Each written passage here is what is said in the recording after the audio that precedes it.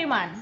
In the previous video we have seen what is scope of psychology और आज हम इस वीडियो में साइकोलॉजी के स्कूल्स पढ़ने वाले हैं।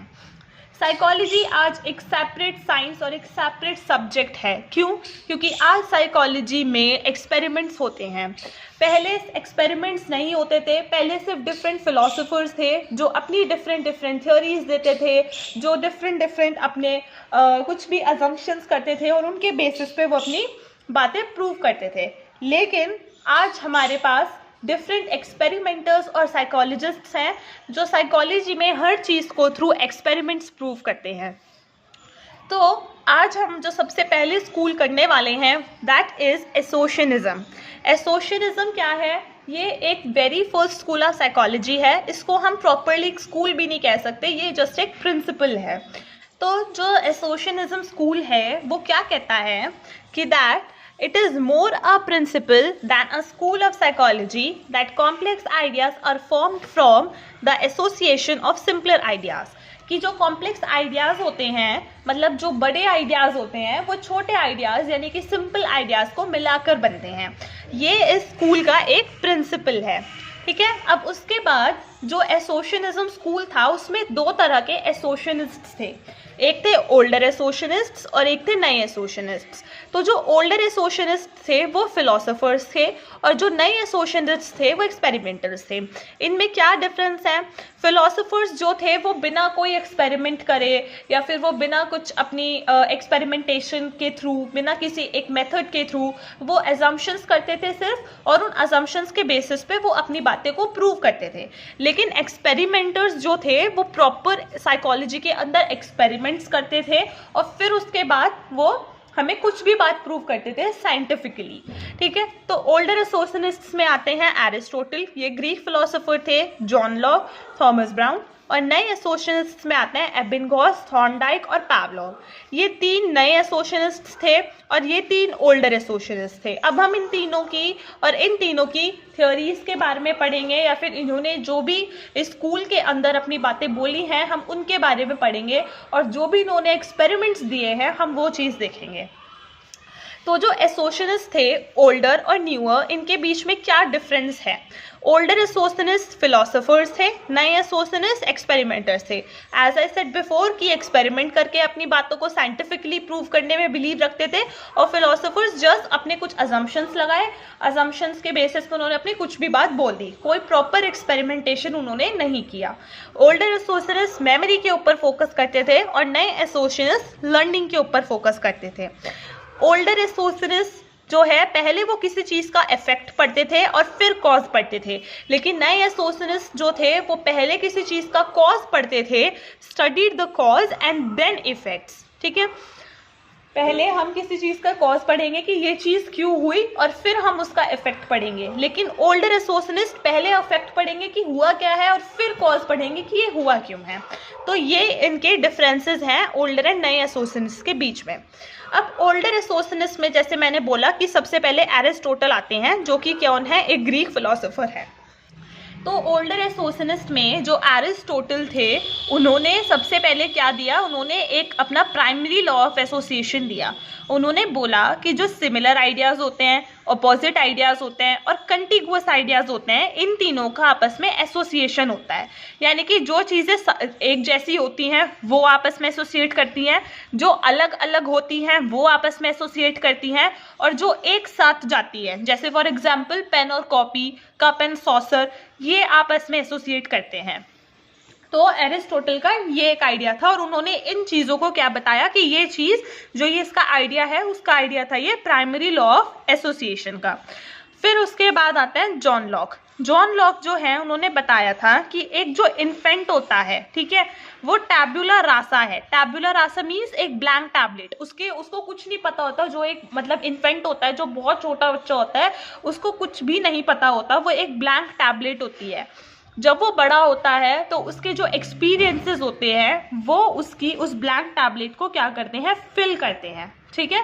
तो इसने क्या बोला जॉन लॉक ने? इन्फेंट इज tabula rasa यानी कि blank tablet and his experiences fill his blank tablet. अब उसके बाद आया थॉमस ब्राउन। थॉमस ब्राउन ने दिया सेकेंडरी लॉ ऑफ एसोसिएशन। उन्होंने क्या बताया कि प्राइमरी लॉज ऑफ एसोसिएशन तो ठीक है, लेकिन कुछ सेकेंडरी लॉज ऑफ एसोसिएशन भी होते हैं, जैसे ड्यूरेशन, कि जो चीज़ें हम लोग ज़्यादा देर तक देखते हैं वो हमें ज़्यादा अच्छे से याद रह जाती है। अगर हम किसी चीज़ को ज़्यादा देर देंगे पढ़ने में तो वो हमें अच्छे से याद रहेगी। तो ड्यूरेशन है एक secondary law of association. Vividness और लाइवलीनेस, जो चीज़ रियलिस्टिक लगती है उससे हम अच्छे से कनेक्ट करते हैं। फिर रीसेंसी, कि जो अभी हमने रिसेंटली कुछ भी पढ़ा होगा या फिर रिसेंटली अभी जो हमारे साथ होके गया होगा वो हमारे को अच्छे से याद रहेगा। और रिलेटिव फ्रीक्वेंसी, ये सेकेंडरी लॉज ऑफ एसोसिएशन दिए उसने, ठीक है। तो ये सारे ओल्डर एसोसिएशनिस्ट थे। आफ्टर ना ओल्डर एसोसिएशनिस्ट फिर नए एसोसिएशनिस्ट आते हैं। तो जो नए एसोसिएशनिस्ट थे उनमें सबसे पहले कौन था? एबिंगहॉस था। अब हमें पता है कि जो न्यू एसोसिएशनिस्ट थे वो एक्सपेरिमेंटर्स थे, ठीक है। वो किसी भी चीज़ के पहले एक्सपेरिमेंटेशन करने में बिलीव करते थे, ना कि वो सिर्फ नॉर्मली कुछ भी अजम्पशंस लगा रहे हैं, उनके पीछे कुछ भी लॉजिकल रीजनिंग दे रहे हैं बिना कोई साइंटिफिकली प्रूव किए। तो अब जो एबिंगहॉस थे वो खुद से ही एक सब्जेक्ट थे अपने एक्सपेरिमेंट में जो उन्होंने अपने ऊपर किया था। तो पहले हम एक्सपेरिमेंट जान लेते हैं कि वो एक्सपेरिमेंट था क्या, और फिर उसके बाद हम पढ़ते हैं कि क्या हुआ था। तो जो एबिंगहॉस थे उन्होंने क्या किया, उन्होंने अपने ऊपर ही एक एक्सपेरिमेंट किया and he was himself a subject in his experiment.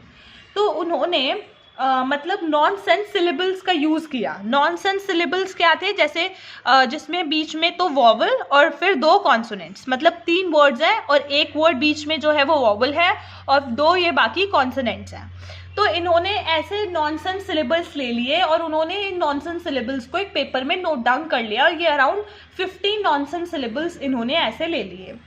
अब जैसे उन्होंने सबसे पहले उन नॉनसेंस सिलेबल्स को पढ़ा, तो जब उन्होंने उन नॉनसेंस सिलेबल्स को पढ़ा फिर उसके बाद उन्होंने उसको अपने आगे से हटा लिया और रिकॉल करने की कोशिश करी।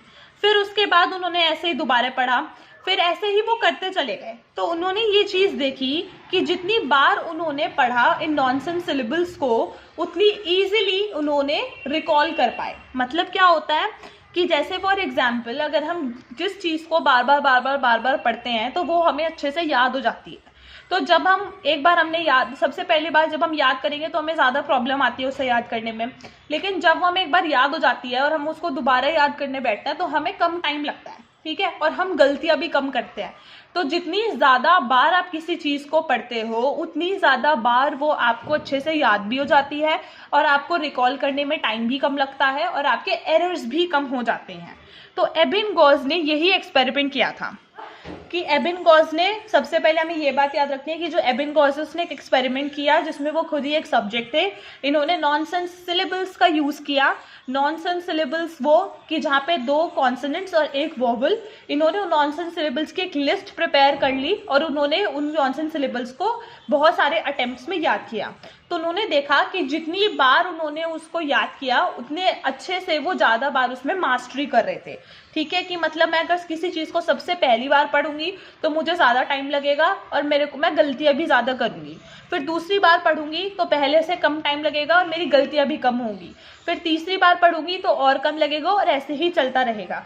तो जितनी बार आप किसी चीज़ को करते हो, जितनी बार कोई एक्सपीरियंस अकर होता है, उतनी ईजिली आप उसको रिकॉल कर पाते हो और आपके एरर्स भी कम हो जाते हैं। तो यही एबिंगहॉस का क्या था, एक्सपेरिमेंट था। और उसने बताया कि एक सेविंग्स भी होती है। सेविंग्स क्या है? सेविंग्स है कि आपने जब ओरिजिनल लर्निंग करी उसमें जो आपने ट्रायल्स लगाए और जब आपने एक बार आपने याद कर लिया था उसके बाद जब आपने दोबारा उस चीज़ को याद करा तो जो आपके ट्रायल्स लगे, तो जब हम ओरिजिनल लर्निंग करेंगे तो उसमें जो हमारे ट्रायल्स होंगे वो ज़्यादा होंगे, और री लर्निंग करेंगे मतलब एक बार याद कर चुके हैं दोबारा बस एक बार रिवाइज करेंगे तो उसमें हमारे ट्रायल्स और एरर्स कम लगेंगे। तो उन चीज़ों को जो टाइम था और वो जो एरर्स थे वो हमारी क्या हुई, सेविंग्स हुई, ठीक है। उसके बाद जो नए एक्सपेरिमेंटर और नए एसोसिएशनिस्ट आते हैं वो हैं थॉर्नडाइक, ठीक है। थॉर्नडाइक ने भी एक एक्सपेरिमेंट किया और थॉर्नडाइक के एक्सपेरिमेंट का जो नाम था वो क्या था, ट्रायल एंड एरर लर्निंग। अब जो थॉर्नडाइक थे उन्होंने अपने एक्सपेरिमेंट जो थे वो एनिमल्स के ऊपर किया, जैसे कि वो कैट के ऊपर, डॉग के ऊपर, चिक्स के ऊपर, इन सब के ऊपर एक्सपेरिमेंट करते थे। और इन्होंने अपना एक्सपेरिमेंट जैसे किसके ऊपर किया, कैट के ऊपर किया। अब इन्होंने क्या किया उस एक्सपेरिमेंट के अंदर कि एक कैट को एक पजल बॉक्स के अंदर डाल दिया और उस कैट को मतलब उन्होंने भूखा रखा हुआ है, क्योंकि अगर वो भूखी होगी तो वो मोटिवेटेड होगी कुछ खाना खाने के लिए, उसके अंदर एक हंगर ड्राइव है। तो जब वो भूखी होगी तो वो ज़्यादा मोटिवेटेड होगी और वो ज़्यादा मतलब कि एक तरह से कोशिश करेगी खाना खाने के लिए।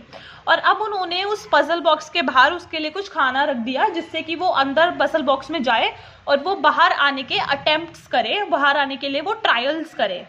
तो अब क्या हुआ कि उन्होंने उस कैट को उस पजल बॉक्स के अंदर डाल दिया और उन्होंने उसको मतलब ऑब्जर्व किया कि जब उन्होंने कैट को सबसे पहली बारी में अंदर डाला उस पजल बॉक्स के, तो उसको बाहर आने में टाइम भी बहुत ज़्यादा लगा और उसने गलतियाँ भी बहुत ज़्यादा की। फिर उसके बाद जब उन्होंने दूसरी बारी में उसको अंदर डाला पजल बॉक्स के, तो उसको पहले से थोड़ा टाइम भी कम लगा और उसके एरर्स भी कम थे। फिर ऐसे ही जब उन्होंने तीसरी बार डाला तो उसको फिर और कम टाइम लगा और उसने कम एरर्स किए। तो ऐसा क्यों हो रहा है? ऐसा इसलिए हो रहा है क्योंकि अब उसको एक तरह से पता चल गया कैट को कि मेरे को कैसे कैसे बाहर आना है। ठीक है, जब पहली बार हम कुछ करते हैं तो हमें मतलब कि उस चीज़ में हमें टाइम भी बहुत ज़्यादा लगता है करने में और हम गलतियां भी बहुत ज़्यादा करते हैं। लेकिन फिर उसके बाद जब हम दूसरी बार करते हैं तो हमें टाइम भी कम लगता है और हमें एरर्स भी कम लगते हैं। क्यों? क्योंकि हमने वो चीज़ एक बार पहली बार हमने एक्सपीरियंस कर चुके हैं। तो उसी ने उस एक्सपेरिमेंट को ट्रायल एंड एरर लर्निंग कहा कि जब सबसे पहली बार अंदर डाल रहे थे बॉक्स के तो ज़्यादा टाइम ले रही थी और एरर्स भी ज़्यादा कर रही थी। फिर दूसरी टाइम में कम लिया क्योंकि उसको पता चल गया कि वो मेरे को कैसे उस पजल बॉक्स से बाहर निकलना है। फिर तीसरी बारी में उसको और ज़्यादा अच्छे से पता चल गया कि अच्छा मेरे को ऐसे ऐसे निकलना है। फिर चौथी बारी में और कम लगा और उसको फिर एक पॉइंट ऐसा भी आया जहाँ पे उसको बिल्कुल भी टाइम नहीं लगा उस पजल बॉक्स से बाहर आने में और वो एकदम से उस पजल बॉक्स के अंदर जाके वो बाहर निकल आई। क्यों? क्योंकि उसके जितने भी ट्रायल्स उसने करे थे उसने सीख लिया कि उन ट्रायल्स से उसको मतलब उसको पता चल गया कि वो एरर्स भी कम कर रही थी अपने और वो टाइम भी कम ले रही थी बाहर आने में। ठीक है, क्योंकि उसके जो वो ट्रायल्स थे, उसके जो वो अटेम्प्ट्स थे, उसने उसको ये चीज़ बता दी थी कि उस पजल बॉक्स में से वो बाहर कैसे आएगी। तो यही एक्सपेरिमेंट जो था वो ट्रायल एंड एरर लर्निंग का था। फिर उसके बाद क्या है, जो थॉर्नडाइक है वो क्या कहता है कि he done experiments on animals such as cats, dogs, chicks etcetera and took a cat for his experiment was trial and error learning which states that कि जितने ट्रायल्स उसने किए, जितनी बार उस कैट को उस पजल बॉक्स के अंदर डाला, जितने अटेम्प्ट्स उसने किए, उसको एरर्स भी कम लगे और टाइम भी कम लगा। Used a puzzle box for his experiment, और उसने बताया, जो थॉर्नडाइक है उसने ये भी बोला कि एक तरह से क्या होता है, एक कनेक्शन होता है एक स्टिमुलस के बीच में और एक रिस्पॉन्स के बीच में। इन दोनों के बीच में क्या है, कनेक्शन है, एक न्यूरल बॉन्ड है जिसको हम क्या बोलते हैं, कनेक्शनिज्म। ठीक है, कि अगर एक स्टिमुलस होता है तो उसका कोई एक रिस्पॉन्स भी होता है, तो उन स्टिमुलस और रिस्पॉन्स के बीच में कनेक्शन होता है। जैसे फॉर एग्जाम्पल अगर उस कैट को हम अंदर डाल रहे थे तो उसको मतलब जैसे वो कुछ बटन प्रेस कर रही थी जिससे कि वो उसके जो पजल बॉक्स का गेट है वो खुल रहा था और वो बाहर जा रही थी, तो वो देख रही थी कि स्टिमुलस क्या है, इस बटन को प्रेस करना, और रिस्पॉन्स क्या है, उस गेट का खुलना। तो उन दोनों के बीच में एक कनेक्शन है जिसको हम स्टिमुलस एंड रिस्पॉन्स के बीच में कनेक्शन को क्या कहा हमने, कनेक्शनिज्म बोला। और इसने थॉर्नडाइक ने क्या बताया कि लर्निंग इंक्रीमेंटल होती है। क्या होती है, इंक्रीमेंटल होती है, ना कि इनसाइटफुल होती है। हम एकदम से कुछ भी चीज़ याद नहीं कर लेते, हमें टाइम लगता है, हम धीरे धीरे स्टेप बाय स्टेप किसी चीज़ को याद करते हैं। जैसे कोई मेरे को आज ही कुछ दे दे याद करने के लिए तो मैं एकदम से उसे पक्का याद नहीं करूँगी, और अगर मैंने कर भी लिया तो मेरे को उस चीज़ में टाइम भी काफ़ी लगेगा और मेरे को एरर्स भी मैं ज़्यादा करूँगी। क्यों? क्योंकि मैं उसको पहली बार पढ़ रही हूँ। लेकिन अगर मैं ऑलरेडी उसको कई बार याद कर चुकी हूँगी तो मेरे ट्रायल्स और मेरे एरर्स और मेरा टाइम तीनों ही कम लगेंगे। ठीक है, क्योंकि मैं ऑलरेडी उस चीज़ को एक्सपीरियंस कर चुकी हूँ। तो ऐसे ही उस कैट को जब अंदर डाल रहे थे बार बार उसके एरर्स और टाइम कम होते जा रहे थे। क्यों कम होते जा रहे थे? इसलिए कम होते जा रहे थे, क्यों? क्योंकि उसको एक बार अंदर जाके उसको पता चल गया था कि मेरे को बाहर कैसे आना है। दूसरी बार में जाके उसको और ज़्यादा इन्फॉर्मेशन हो गई थी कि बाहर कैसे निकलना है। तीसरी बारी में उसको और रास्ता क्लियर हो गया था, और चौथी बारी में तो उसको बिल्कुल अच्छे से पता ही चल गया था कि ऐसे ऐसे बाहर निकलना है। ठीक है, तो हम जब स्टार्टिंग करते हैं तभी हमें टाइम लगता है, तभी हमारे एरर ज़्यादा होते हैं। फिर बाद में हम वो चीज़ एक्सपीरियंस कर चुके होते हैं तो हमें समझ आ जाता है, तो हम एरर और टाइम दोनों चीज़ें कम लगाते हैं। और इवन जो थॉर्नडाइक है उसने अपने इस डेटा को एक्सपेरिमेंट से जो उसने ऑब्टेन किया था उसने उसको ग्राफिकली जो है रिप्रेजेंट भी किया और उसने लर्निंग कर्व ड्रॉ करी। लर्निंग कर्व में क्या था कि उसने जैसे फॉर एग्जांपल इस तरफ इसने यहाँ पे अपने वो ले लिया, ट्रायल्स ले लिए, और यहाँ पे क्या ले लिया उसने, एरर्स ले लिया या फिर टाइम ले लिया, और जैसे जैसे ट्रायल्स बढ़ रहे थे वैसे वैसे एरर्स और टाइम दोनों रिड्यूस हो रहा था। ठीक है, so this was the experiment of Thorndike. ठीक है, एबिंगहॉस का क्या था कि more easily an experience is occurred the more easily it is record, मतलब जितनी ज्यादा फ्रीक्वेंटली कोई चीज अकर होगी, जितनी बार हम किसी चीज को याद करेंगे उतनी ज्यादा हम उसको अच्छे से रिकॉल कर पाएंगे और उतनी ज्यादा हम टाइम और एरर्स कम लगाएंगे। थॉर्नडाइक ने क्या बताया कि जितनी बार हम किसी चीज के लिए अटेम्प्ट्स करेंगे, ज्यादा ट्रायल्स करेंगे, तो हमें तब भी टाइम कम लगेगा और एरर्स भी कम लगेंगे। इन दोनों की थ्योरी मोर और लेस सिमिलर थी, लेकिन दोनों का एक्सपेरिमेंट और तरीका अलग अलग था। ठीक है, दोनों घुमा फिरा के बात यही कह रहे हैं, लेकिन वो अलग चीज है थोड़ी और ये अलग चीज है थोड़ी। फिर उसके बाद जो नेक्स्ट एक्सपेरिमेंटर और जो नेक्स्ट एसोसियनिस्ट आते हैं वो है पावलोव, जिनका एक्सपेरिमेंट काफ़ी ज़्यादा इम्पॉर्टेंट है। वो एक तरह से एक रशियन फिजियोलॉजिस्ट थे और उनको उनके इस एक्सपेरिमेंट के लिए नोबेल प्राइज भी मिला था। एक्चुअली वो ये एक्सपेरिमेंट करना नहीं चाहते थे, बट उन्होंने एक्सीडेंटली एक्सपेरिमेंट कर लिया। वो ये देखना चाहते थे कि एक डॉग का level of secretion of saliva कितना है under the various conditions of feeding, लेकिन एक्सीडेंटली उन्होंने एक एक्सपेरिमेंट डिस्कवर किया जिसका क्या नाम था, क्लासिकल कंडीशनिंग। अब ये एक्सपेरिमेंट क्या था, इट्स वेरी सिंपल। जब कोई चीज़ हमारे साथ रिपीटेडली अकर होती है तो हमारा माइंड उस चीज़ के लिए कंडीशनड हो जाता है। जैसे हमें पता है कि हमारे स्कूल में हर 4th लेसन के बाद लंच ब्रेक होने वाला है, तो हमारा माइंड कंडीशनड हो जाता है कि जब भी 4th लेसन खत्म होता है हम एकदम से बेल बजते ही अपने लंच बॉक्सेस निकाल लेते हैं बाहर, क्योंकि हमारा माइंड कंडीशनड हो चुका है। क्योंकि जब से हम स्कूल जाते हैं ऐसा ही हो रहा है कि 4th लेसन लगते ही बेल रिंग हो जाती है और हमारा लंच ब्रेक हो जाता है। हम 1st लेसन या 2nd लेसन या 3rd लेसन के बाद क्यों एकदम टिफिन बॉक्स नहीं निकालते, बेल तो तब भी बजती है। क्यों? क्योंकि हमारा माइंड इस चीज के लिए कंडीशनड है कि जब 4th लेसन पे बेल बजती है तभी टिफिन बॉक्सेस निकालने होते हैं। तो इसीलिए 4th लेसन के बाद ही टिफिन बॉक्सेस हम निकाल लेते हैं, 4th लेसन की बेल के बाद ही। क्यों? क्योंकि हमारा माइंड कंडीशनड हो चुका है कि हमें हर 4th लेसन की बेल के बाद लंच ब्रेक करना है। ठीक है, तो पावलोव जो है उन्होंने ऐसे ही एक एक्सपेरिमेंट को समझाया कि उन्होंने क्या बताया कि जैसे फॉर एग्जाम्पल एक डॉग है, इन्होंने एक्सपेरिमेंट किया डॉग के ऊपर कि जब फूड आता है तो हमारा सलाइवा सिक्रीट हो जाता है। ठीक है, फूड आया तो हमारा सलाइवा सिक्रीट हो गया। उसके पीछे कोई कंडीशन तो नहीं लग रही कि हमें जबरदस्ती सलाइवा सिक्रीट करना है, तो कोई कंडीशन तो नहीं है ना कि अगर फूड आएगा तो जबरदस्ती सलाइवा सिक्रीट करेंगे। ऑटोमेटिकली हो जाता है कि फूड आते ही सलाइवा सिक्रीट हो जाता है, इसके पीछे कोई कंडीशन नहीं है। ये अनकंडीशन स्टिमुलस है और ये अनकंडीशनड रिस्पॉन्स है, कोई भी इसके पीछे कंडीशन नहीं लग रही। फूड आएगा तो सलाइवा सिक्रीट होगा ही होगा। अब ये फर्स्ट फेस है, ये इनिशियल फेस है। अब क्या हुआ कि अब ट्रेनिंग फेस में जो पावलोव है उसने एक बेल लगा दी और फिर उसके बाद उसने क्या किया कि बेल एक कंडीशन है कि फूड तभी आएगा जब बेल बजेगी। ठीक है, सलाइवा तो सिक्रीट होगा ही होगा, ये तो कोई कंडीशन नहीं है, अनकंडीशन रेस्पॉन्स और ये अनकंडीशन स्टिमुलस है। लेकिन बेल एक कंडीशन स्टिमुलस है कि अब फूड तभी आएगा जब बेल बजेगी। तो अब थोड़े टाइम तक यही हुआ कि बेल बजती थी, फिर फूड आता था और फिर सलाइवा सिक्रीट हो जाता था।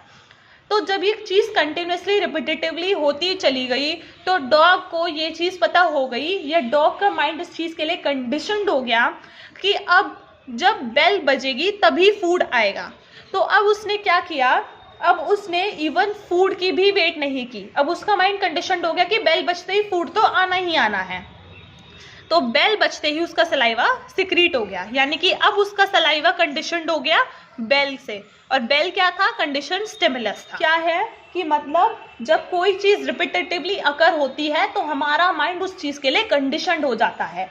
ठीक है, जैसे फॉर एग्जाम्पल कि मैं अगर सपोज कहूँ कि एक बार जैसे मैं स्टेज पे गई, फॉर एन एग्जाम्पल सपोज करते हैं, और जब मैं स्टेज पे गई तो सभी लोग मेरी तरफ देख के हंसने लगे, तो मेरे को मतलब लगा कि यार मतलब मैं मेरा माइंड फिर जब मैं दोबारा गई तो दोबारा मेरे साथ ऐसा हुआ, और मैं जब 2-3 बार ऐसा हुआ तो मेरा माइंड कंडीशनड हो गया कि मतलब यार जब भी मैं स्टेज पर जाती हूँ तो सब लोग मुझे देखकर हंसते हैं।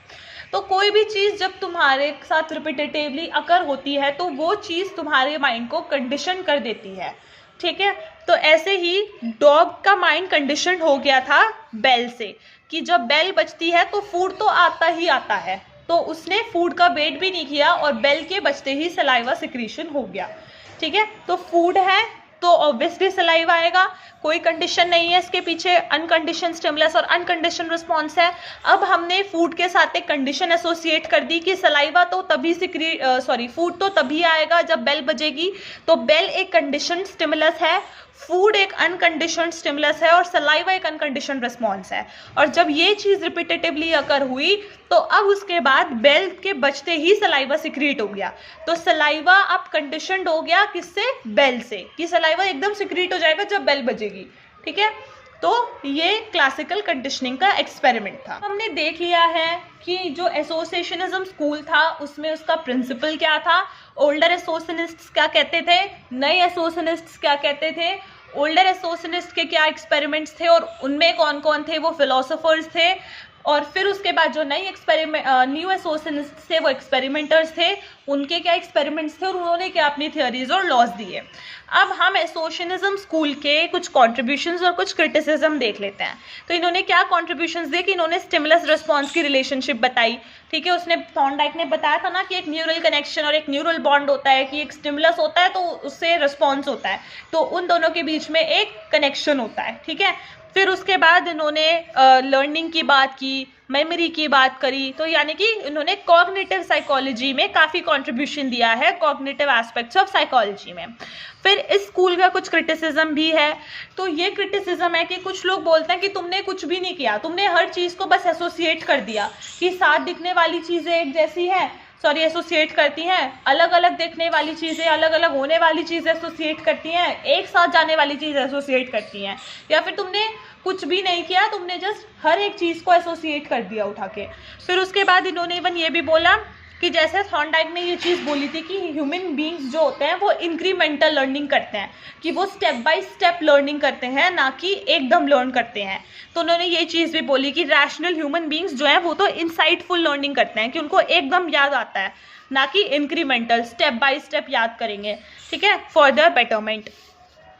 फिर उसके बाद इन्होंने एक और क्रिटिसिज्म दिया कि तुमने अपने एक्सपेरिमेंट्स में एनिमल्स को यूज़ किया, कि जैसे उन्हें पजल बॉक्स में डाल दिया या फिर उनके साथ कोई कंडीशन कर दिया उनका माइंड, तो तुमने तो बस उन्हें कंफ्यूज करने की कोशिश की है, तुमने तो उनको एक स्टूपिड सी सिचुएशन में डाल दिया, तो वो स्टूपिड वे में रिएक्ट करेंगे। तो हमें ये बात भी समझ नहीं आई कि that they used animals for experiments and you try to confuse them by putting them in stupid situations, they can not get overview of whole situation and will react stupidly, कि वो तो stupidly ही react करेंगे। तो ये उनके कुछ criticism भी थे स्कूल के और ये कुछ उनके contributions भी थे।